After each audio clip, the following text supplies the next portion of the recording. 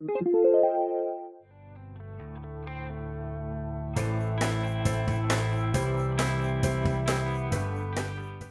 10 Real-Life Horror Stories.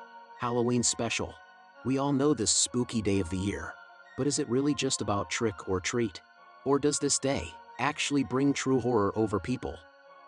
You're about to find out and learn about the most horrible, real-life Halloween stories, their evil creatures, or their supernatural events.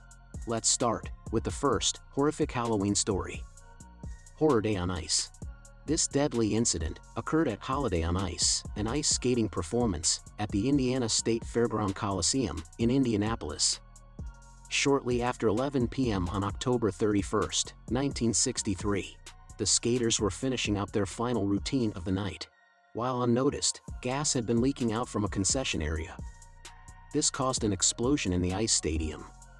Due to that, the flooring caved in, creating a massive crater. This huge accident led to 74 deaths and left 400 people injured. Indianapolis Star reporter Richard R. Roberts reported from the events and described the tragic aftermath as a horrific scene.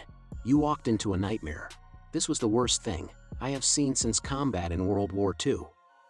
The note: this story starts with an Oregon woman buying a graveyard kit at her local Kmart. But she noticed quite quick when she arrived at her house that this kit was for sure not the same as the other kits in the store. When she opened it up, the woman made a more shocking finding than the article she bought it for. She found a note that was apparently written by a Chinese factory worker, who claimed he and others were tortured and enslaved in a forced labor camp, producing every day of his life toys, 15 hours a day, with no payment or days off. He was pleading in the note to whoever finds it to passing it forward to the World Human Rights Organization. Luckily for him, the woman did just that, and the Chinese worker was freed when the camp was exposed months later. A night in Long Island. It was the night just before Halloween in 2014, when people witnessed a horrific image in the streets of Long Island. This image should burn itself for the rest of their lives into their minds. There was laying a decapitated body on the street only 5 feet away from a severed head. Most people who passed that horrific sight appeared to be thinking that this is just a Halloween prank, but the truth of this story was far more disturbing. At the moment, 35-year-old Derek Ward had used a kitchen knife to kill and decapitate his own mother. His girlfriend Patricia then carried the body and head out of their apartment. After disposing the body and head on the street, Ward threw himself in front of a train, instantly killing himself. Texas House Party. A Halloween party in San Antonio, Texas, was in full force, when suddenly, everything started to turn badly, like in a horror movie scene. An uninvited man, dressed up as Freddy Krueger, came into the home. Once in there, the men pulled out a gun and randomly opened fire on the crowd, killing 5 people. The real-life Candyman, 8-year-old Timothy O'Brien, was murdered in Houston on October 31, 1974. He knew his killer actually better than most other people in his life. It was his own father who killed him by poisoning his candy. While the kids were trick-or-treating, Ronald O'Brien gave Timothy, along with his 5-year-old sister and a neighbor's son, dangerously prepared paper straws, called pixie sticks, containing tangy flavored sugar. But what no one knew at that point was that Ronald had filled the top 2 inches with cyanide. Before going to bed that night, Timothy was allowed to eat one of the candies in his goodie bag. He selected the pixie sticks. His father watched while he poured the poison into his mouth, giving him even Kool-Aid to wash out its bitter taste. The motive, you ask? Life insurance policies, which the father purchased for each of his children. Timothy was the only one who ate the poison candy, and in fact, the only child known to have been harmed by poison candy. Hanging woman.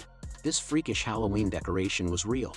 If there would be a prize for the most morbid Halloween decoration, this story would be definitely the disturbing winner. It is the year 2005 in Frederica, Delaware. Because it was Halloween, no one was thinking something was wrong with the body hanging from a tree. Everybody thought it was just a spooky decoration.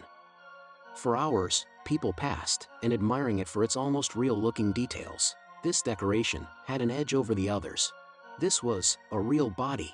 Police believes it was a woman who had committed suicide the night before the trick-or-treat murder. The year was 1957, Halloween night. A couple was getting ready to go to bed when out of nowhere, their doorbell rang. Despite the fact that it was late, the husband answered the door, ready to give out more candy. But instead, an adult wearing a mask was on the other side of the door. This horrific figure of the night shot the husband in the chest, instantly killing him. Was this murderer a trick-or-treater just dissatisfied with the candy selection? No, there was more to it. It turns out that murderer was the girlfriend of the woman who has had an affair with the killed man's wife. The woman convinced her girlfriend to get her husband out of the way in order to have his wife for herself. Radio message. The night before Halloween, 1938, the audience of the CBS radio had their program suddenly interrupted. They heard strange messages coming out of their radios. People reported hearing phrases like, "Martians have invaded New Jersey," but this radio session they heard was actually a playing War of the Worlds led by actor, writer, and director Orson Welles and a group of radio actors. However, only few people knew that this was just a play. As a result of this misinformation, plenty of people found themselves in panic over an alien invasion. According to Radiolab, 12 million people were listening when the so-called War of the Worlds came on air. Only about 1 in every 12 listeners thought it was true, yet still about 1 million listeners ran terrified out of their homes. Deadcoration. This tragic story is about a really sad and lonely death, sadly enough, to have collapsed and died alone on your own porch steps. But to make things even worse, the next morning, when the Denver mail deliverer is just assuming that this body was an excellent Halloween decoration, he just sidestepped the deceased on his way to delivering this corpse's mail, not even knowing the horror. The vicious attack. Note to yourself, not everyone's wearing a costume on Halloween.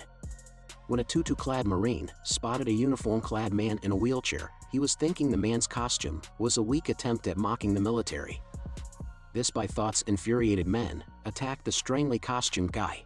But the angry Marine will learn later upon his arrest, the man's wardrobe was not a comment on American servicemen and women.